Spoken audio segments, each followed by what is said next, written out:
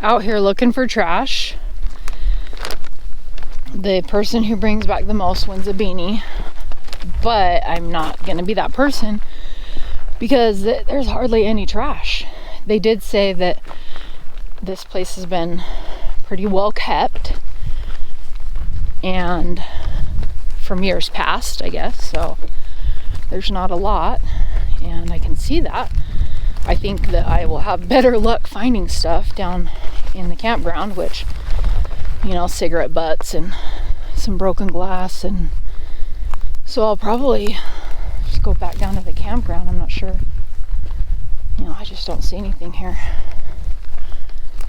But it's a beautiful morning. I actually had breakfast at 8 o'clock. The burritos didn't arrive until 8, so I walked in. I walked up, they're serving breakfast. I'm like, is this 7 o'clock? I was so confused. But I made it for breakfast. They have really impressive spread. And the burritos were hot this morning because they just got there. And so, love that it's catered. I think that is so great. You don't have to even bother with the food. That's a great thing that they do.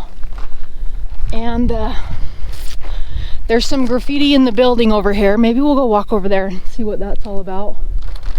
People are cleaning that up, and then I'll head to the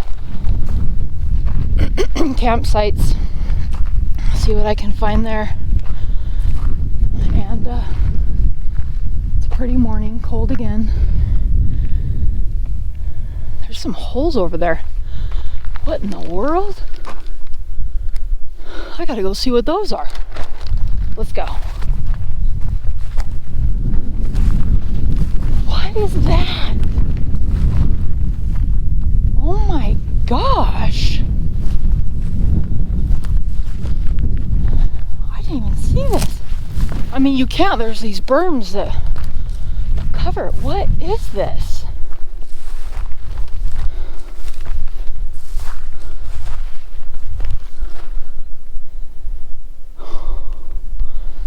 That is crazy.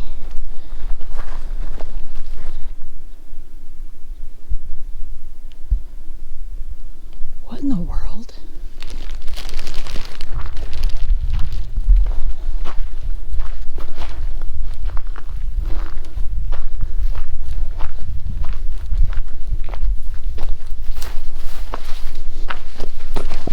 Oh shoot. What the heck is this?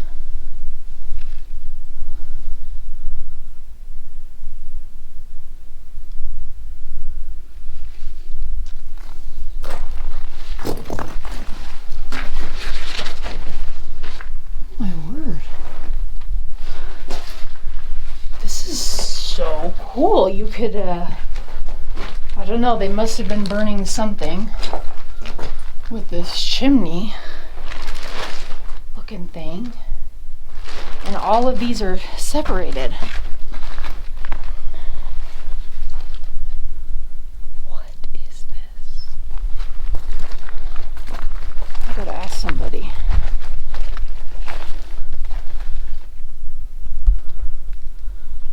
Huh. There's a ton of them, even down there. I gotta go walk over there now. I'll go to the building later, but I gotta go see it because there's this whole row. I mean, it looks like it's a half mile down there, and then there's some in the back. So I'll look for trash on the way. I am not seeing any at all. Did I speak too soon? No, I did not. All right. These are coke ovens, which were built between 1902 and 1903. By 1917, there were 713 ovens. Coke is a fuel, and it's what is left over after heating coal at high temperatures for a long time. It's used to smelt iron and steel in a blast furnace. There were rail cars loaded with coal that ran along the top of these ovens. Coal was deposited through the round holes in the top of the ovens. An operator on the ground would rake the coke out of the front of the oven over a screen to separate the ashes from the coke and into a wheelbarrow. Rail cars running on a rail line in front of the ovens would be filled with the coke residue and sent to the Salt Lake smelter. There is a video that is linked in the info card and description where you can see the rail cars and workers using these coke ovens.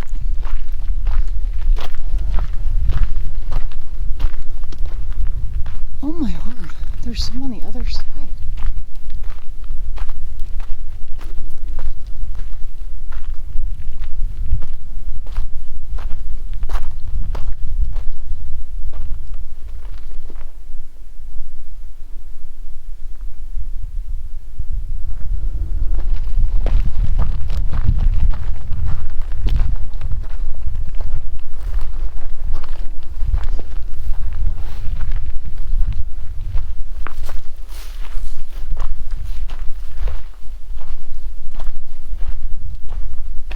East Carbon, and there is a refinery not too far. So East Carbon, they were mining coal, something. So they probably put it in here, whatever it was, and it was hot, and they have the ventilation.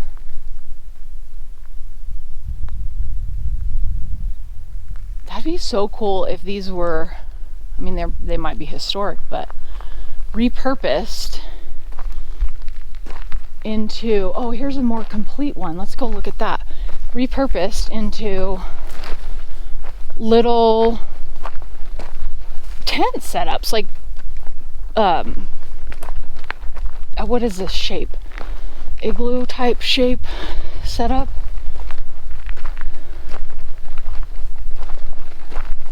That's amazing. And maybe there was a wall or something. There's these walls that are knocked down. Okay, so here's one that's almost fully intact.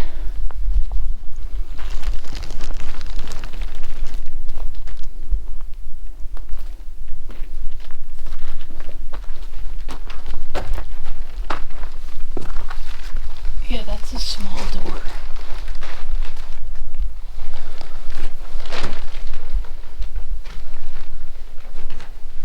This one's very black inside here.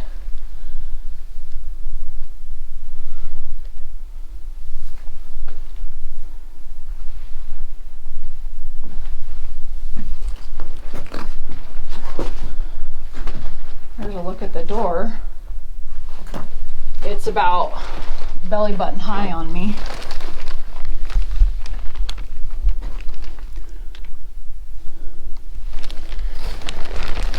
These are probably not safe structures to be inside of. Yeah. Anyway, that's awesome.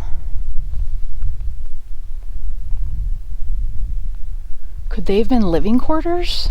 I'm gonna see if I can find anything on my phone if I have service. So cool. Whoa. The heck?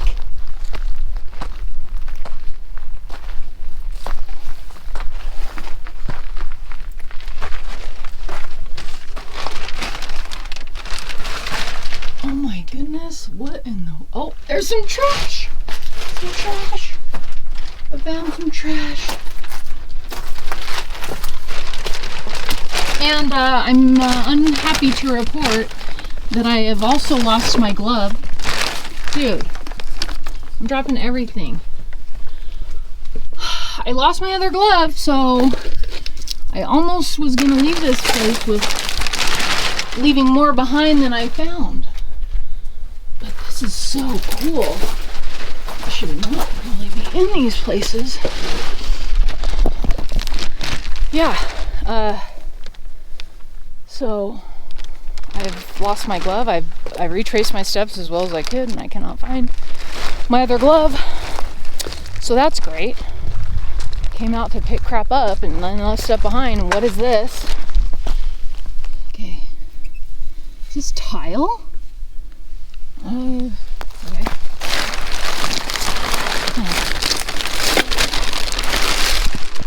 Countertop.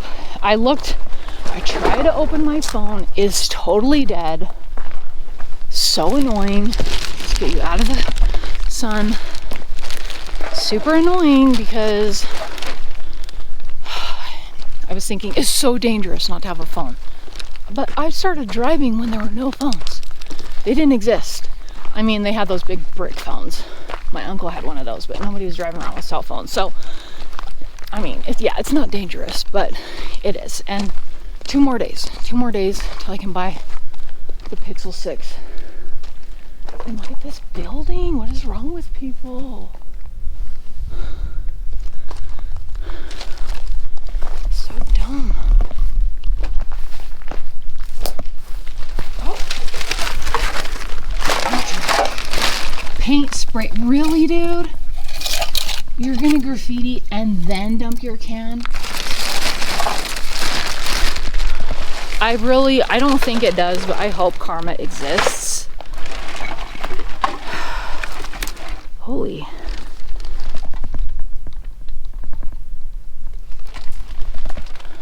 Yeah, I don't think karma exists. Oh, there's more over there.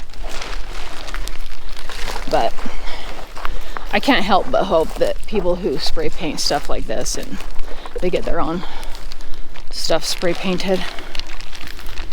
Like how rude. Do you just not give a crap about anything but yourself?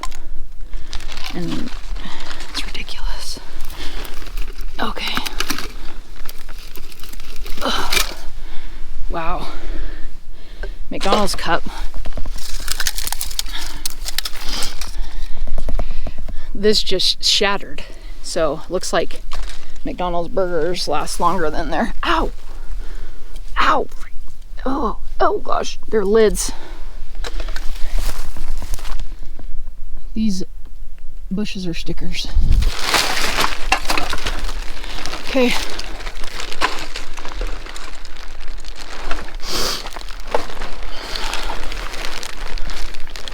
Very cool. Historical area. It is a crime to damage, destroy, or remove any of the historical site, and it's punishable by a minimum $750 fine. Okay, you're gonna put up signs. People shoot straight through it. You don't enforce it. Like, how are you gonna enforce it? Just empty threats.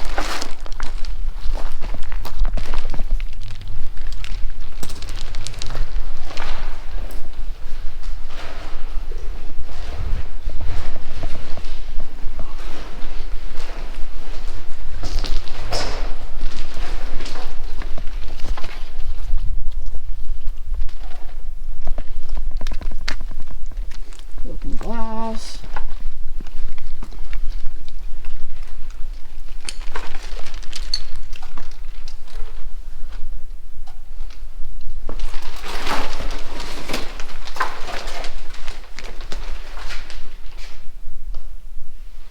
Wow, look at these windows, how they go beyond the floor, or the ceiling, I should say. A bench. What in the world? This would have been a bench, I'm sure. And the ceiling is falling down. I wonder how stable it is up there.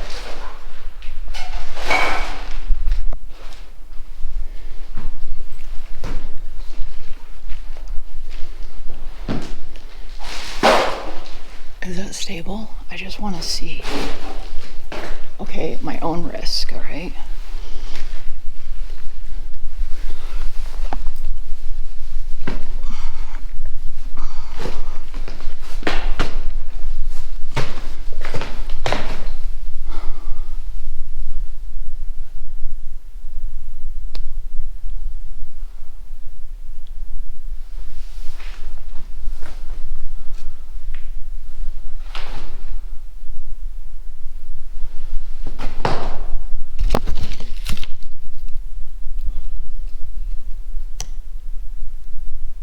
I recently got my tetanus shot, so okay, shower, maybe.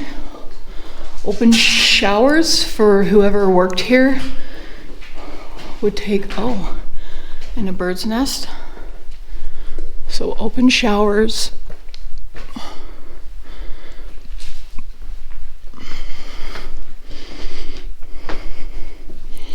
Interesting.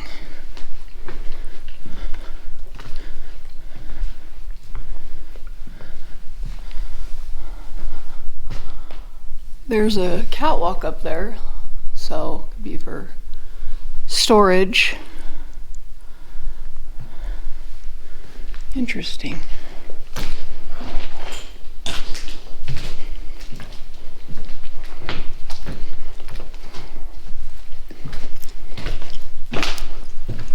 Is that trash? I don't know. Furnace?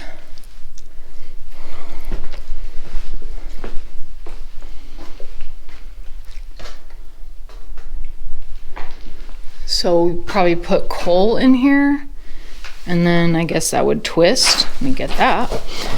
And shovel the coal in the furnace, maybe put it in through there. Yeah.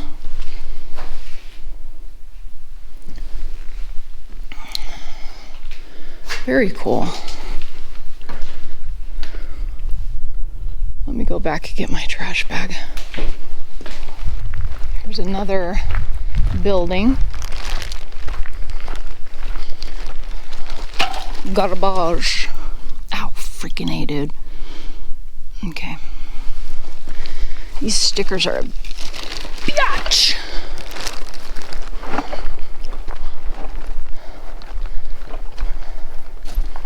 What in the...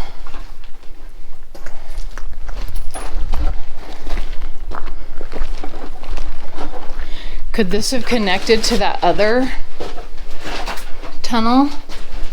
Oh, there's a whole bunch of stuff down there. Hello! That's pretty cool. I'm not gonna go down there though. Because yeah, I'm not. Carbon County Railway Co. Alright, yeah. So they were hauling stuff out of here. And then dug it all out. Whoop, there's a lot of trash over here. I was going to the wrong places. It just irritates the crap out of me. Gross.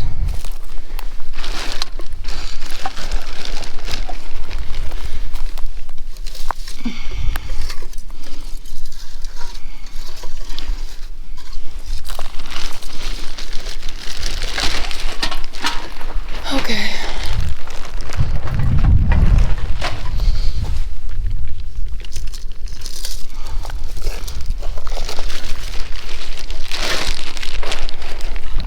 Shouldn't say on there. That makes way more sense. Where was that at? Oh, down right where the road's kind of came back together. The sad part is somebody in town's missing a whole length of wire somewhere. Well, So they found the tubing, stripped the stuff, the copper inside. Probably stole it from someplace, brought it here, and dumped all that crap. Man, people just don't want to work for a living. Just want the easy way out. I'm gonna go to my campsite, pick up whatever there is there, and then visit the restroom.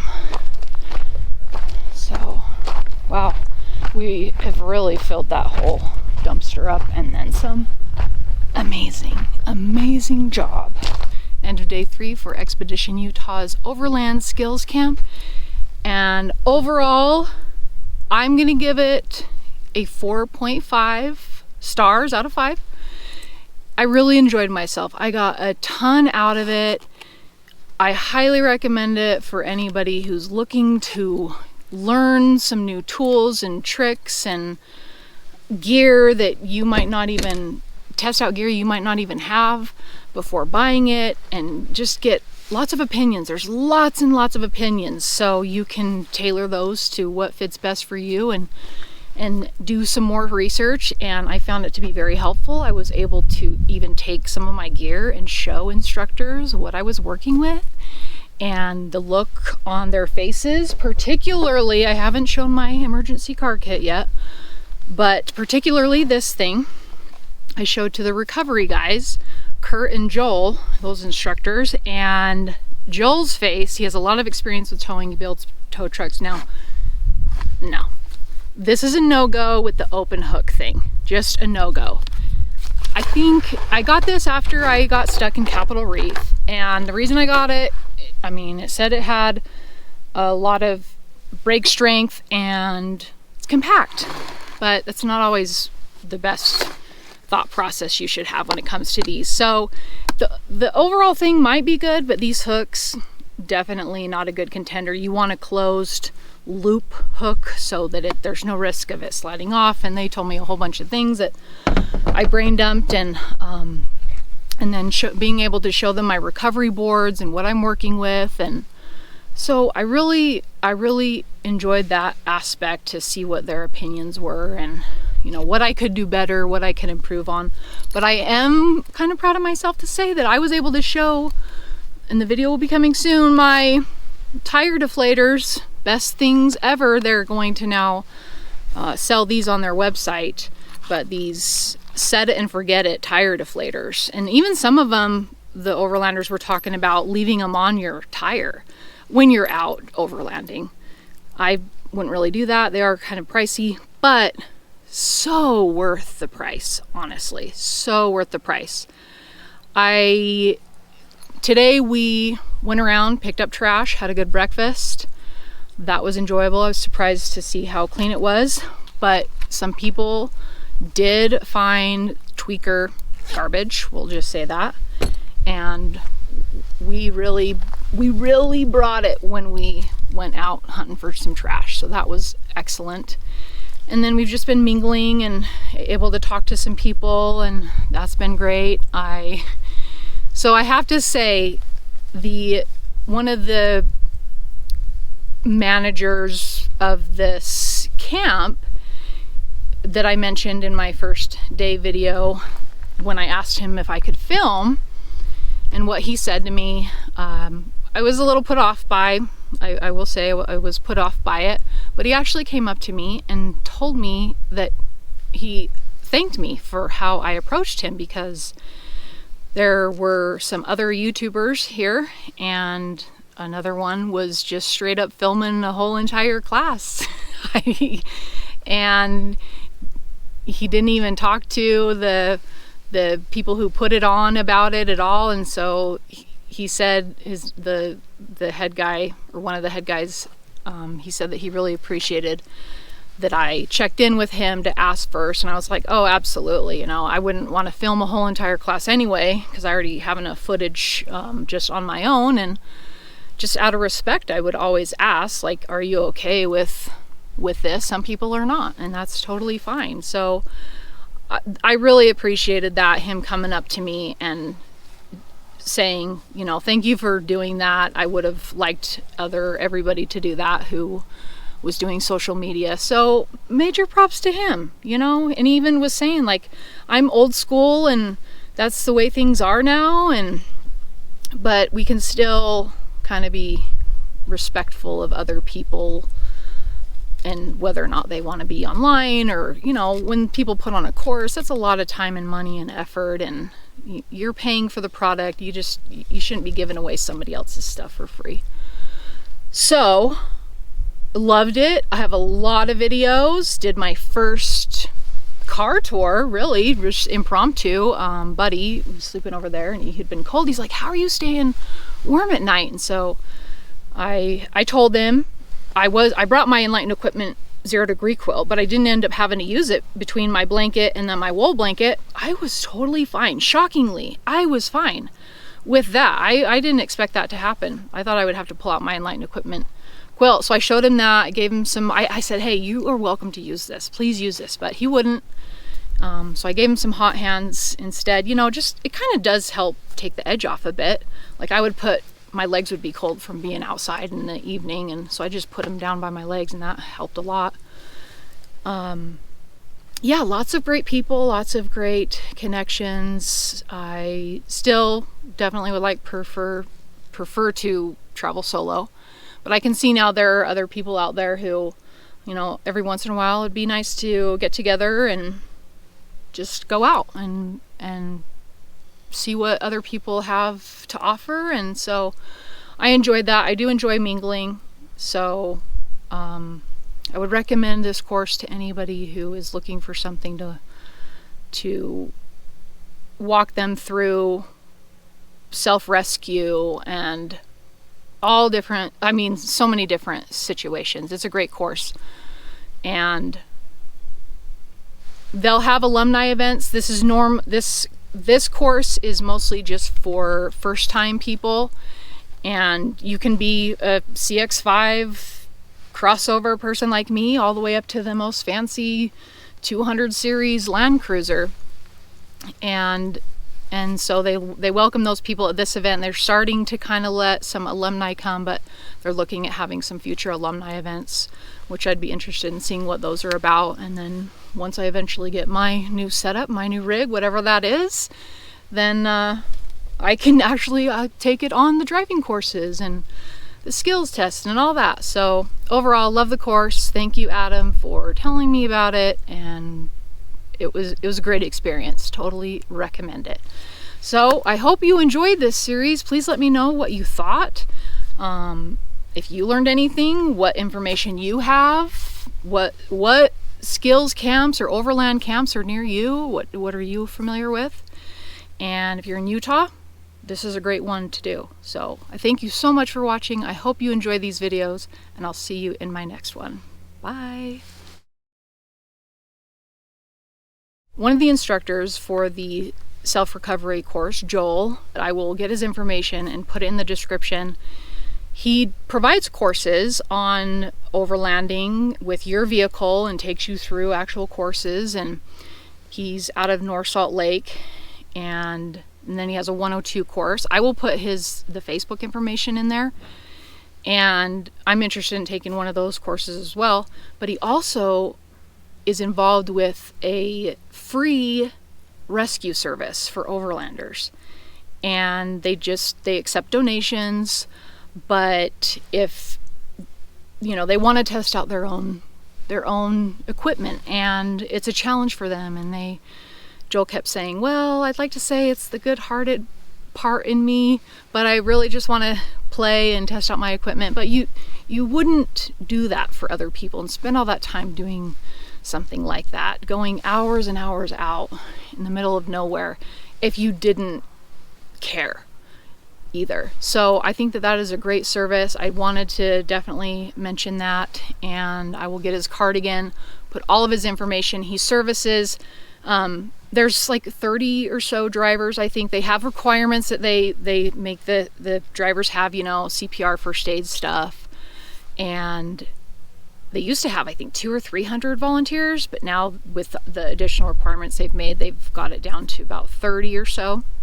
Oh, services northern Utah down to kind of, I think, this area, which is East Carbon, if you know where Price is, like not so central Utah, but kind of. And they're getting some more drivers, so they're looking to expand. I believe that they now have a driver in this area, so they might be able to go a little farther out south. And like I said, free. They do accept donations. They're becoming a 501 C3 something, so nonprofit. Keep that in mind if you're in the Utah area and you need help. So